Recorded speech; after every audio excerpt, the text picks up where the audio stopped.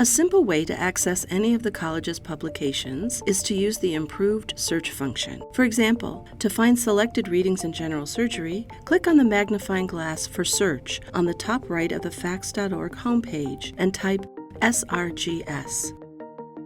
Then, click on the link to the page. Bookmark the SRGS page in your browser for faster access next time. The same can be done for the Journal of the American College of Surgeons or any of the college's other titles.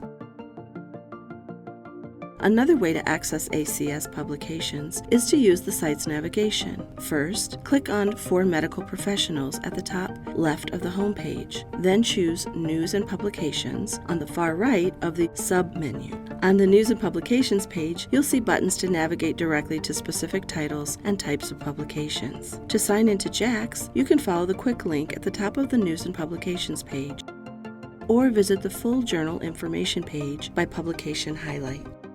To access SRGS in the News and Publications page, click on the Journals button. Then you'll see the link to SRGS. Remember to bookmark the page for faster access next time you visit.